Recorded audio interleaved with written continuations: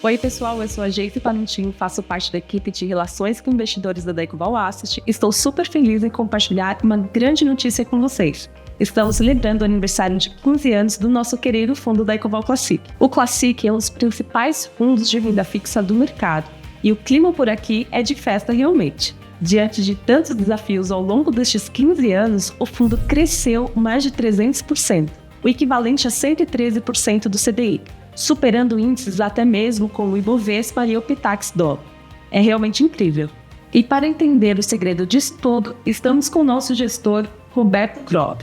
Gestor de fundos há mais de 30 anos no mercado financeiro e com uma trajetória profissional invejável.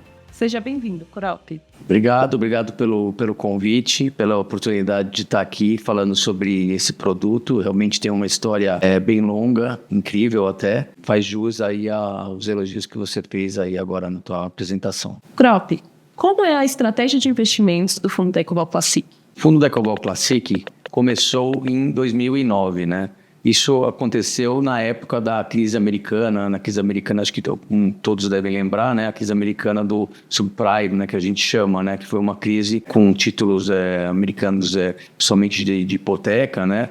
E isso levou aí uma crise também em todo o sistema financeiro mundial. No caso do Brasil, uma das soluções encontradas pelo governo na época, pelo Banco Central, pelas autoridades, foi lançar um título bem mais garantido, né? Um título de renda fixa conhecido por DPGE. O fundo da Daycoval Classic acabou sendo criado nessa época justamente para comprar esses títulos, né? Então, o fundo começou assim, com uma carteira basicamente composta por DPGs. A partir do crescimento do fundo, e claro que o mercado, com as mudanças de mercado, a gente começou a fazer aquisição de outros títulos de renda fixa também. CDBs, de bancos, letras financeiras, debêntures também de empresas e também fundos de recebíveis, né, os conhecidos como FDICs. Ao longo do tempo, o fundo foi chegando nessa composição atual de títulos de renda fixa, de uma forma geral, né, ativos de renda fixa, que podem ser desde DPGs, passando por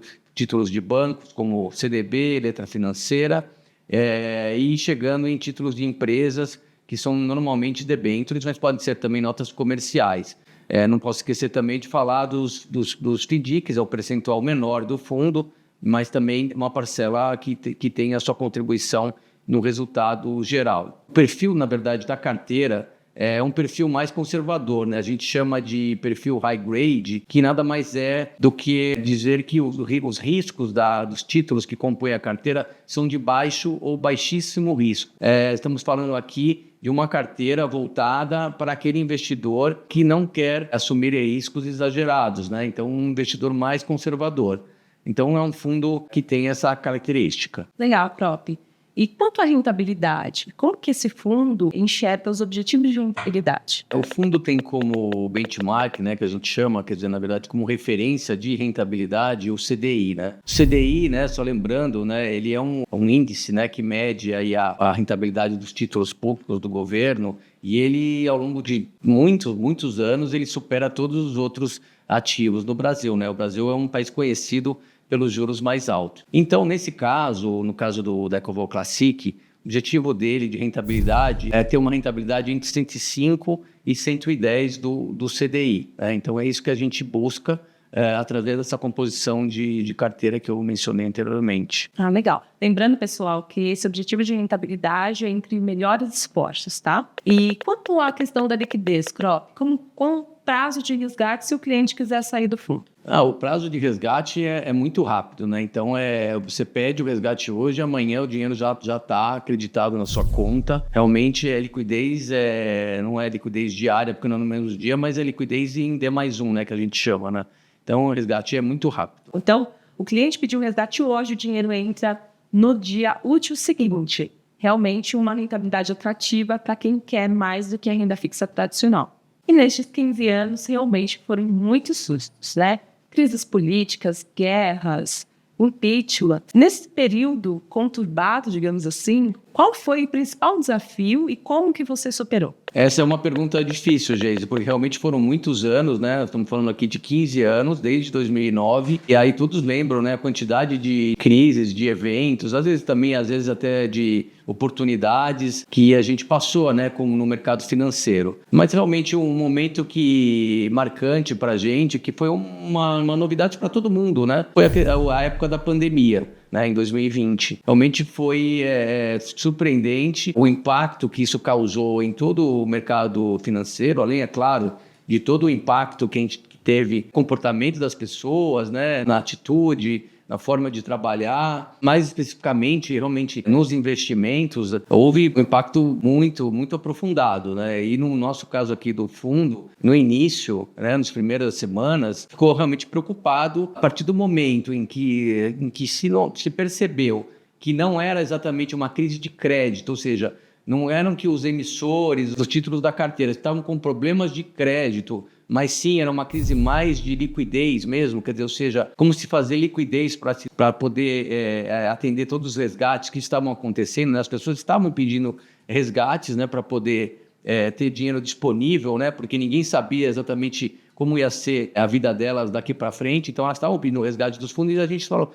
E a gente ficou com essa dúvida, falando como vamos fazer isso? Aqueles momentos iniciais, né, ou até as primeiras semanas, foram realmente de muita dúvida até ficar claro que a gente ia conseguir superar isso. A gente acabou superando esse momento, porque a gente estava com um caixa no fundo bem grande, não é que a gente estava prevendo que ia haver uma pandemia, longe disso, mas a gente tem essa política de manter um caixa maior, uma liquidez maior, né? É óbvio que o caixa está aplicado, rendendo também, mas é uma liquidez maior exatamente para eventos inesperados, né? Então, no fundo, tem essa característica de ter bastante liquidez, caso necessário, e foi isso que acabou nos ajudando a superar mais rapidamente essa crise que é provocada pela pandemia, né? Depois o fundo se recuperou, a rentabilidade...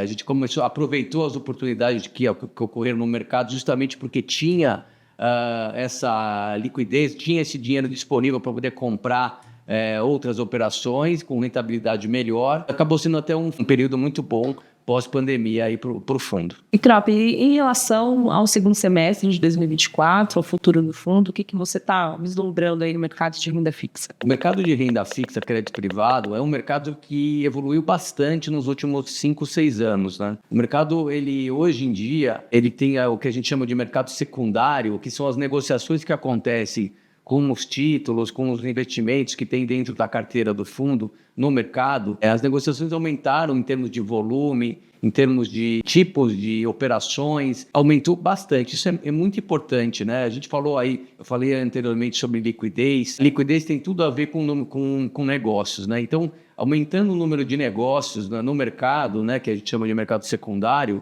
isso faz esse setor, né, de renda fixa, crédito privado, crescer bastante. Além disso também, o número de emissores aumentou consideravelmente, né, nos últimos 5, 6 anos. Né? Hoje em dia você tem oportunidade de investimento, uma gama muito grande de emissores em diferentes tipos de operações, né, com diferentes características. Isso daí acaba dando para o gestor, né, uma ampla possibilidade de diversificar a sua carteira. Né? No nosso caso do Classic, nós estamos falando aqui de uma carteira que tem mais de 200 emissores, um percentual de alocação por emissor bem pequeno, quer dizer, nós estamos falando aqui menos de 1% na média por emissor ou por operação. Então é uma carteira bastante diversificada, graças a isso que eu estou falando, né? Um mercado secundário bem desenvolvido já e um mercado de novas operações, que a gente chama de mercado primário, também sempre muito ativo, né? Oferecendo novas oportunidades, né? Então esse ambiente propicia para que a gente tenha uma perspectiva